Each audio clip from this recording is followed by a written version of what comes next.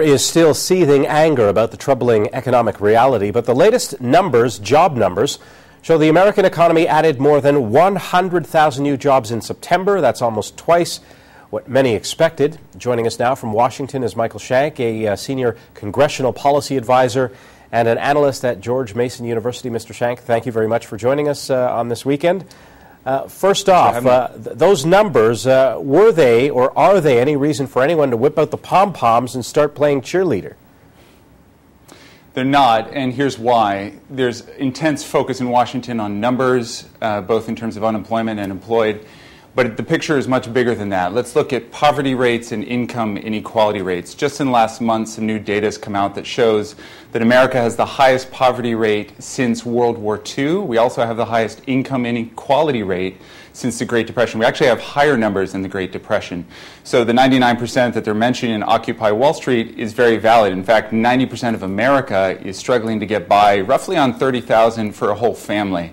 And so the picture is much bigger than just the jobs numbers, 100 plus that you mentioned.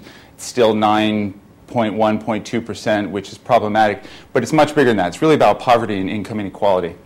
So with these rallies going on in New York and spreading across the country, coming up here to Canada, do you think this anger is going to build into something even greater? I think it's going to build, and here's why. So let's look at income inequality for a bit. We have one of the highest rates. We, America, have one of the highest rates in the rich world, and that also correlates with high rates of a whole host of social and health problems. We have high rates of obesity, high rates of homicide, high rates of incarceration, low social mobility, high rates of teenage pregnancy, high rates of mental illness, drug addiction, you name it. We excel at it, and it correlates with high income inequality. You look at rich world states that have low income inequality, and they have low rates of all the social and health problems I just mentioned. So I think the American public is very disgruntled, and for legitimate reasons. And Fed Chief Ben Bernanke kind of acknowledged the legitimacy behind the protests of Occupy Wall Street. So too did Treasury Secretary Tim Geithner. Now the real question is whether Congress and whether Washington can really get behind the policies needed to fix not just job numbers, but the bigger question of poverty and income inequality. Now, the United States is almost well into election season now. Is there anyone campaigning out there right now, or even in the White House, that's prepared to tackle all of those questions that you just mentioned?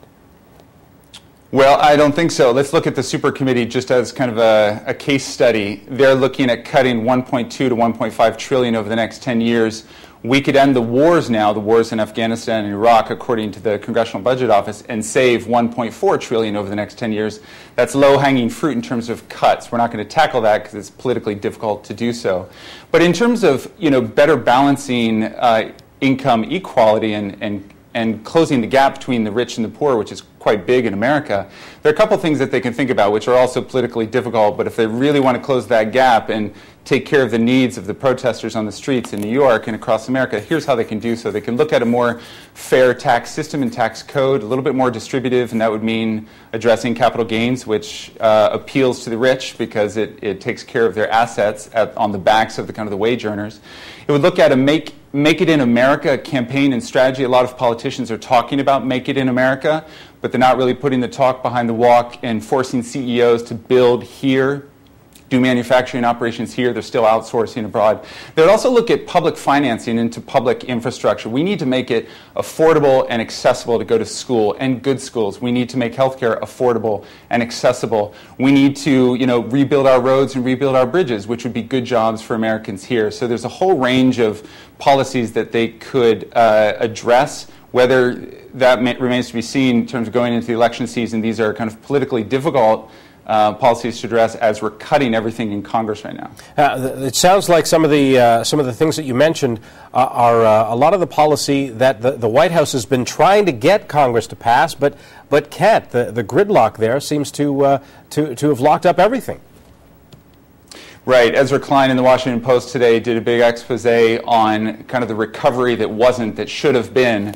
And even Ben Bernanke is calling for maybe a round 2 or 3 on the recovery front. So yes, the White House has been calling for some of these things, certainly increasingly a fair tax code, Obama being willing to tax the millionaires and billionaires, and that's a step in the right direction. Certainly Warren Buffett getting behind that initiative, saying, you know, I have lower taxes than my secretary, and that's not right.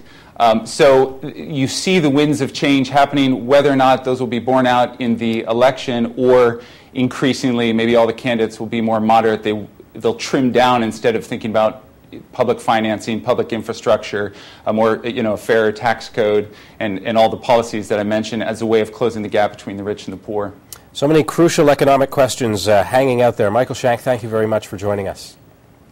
Thanks, Scott.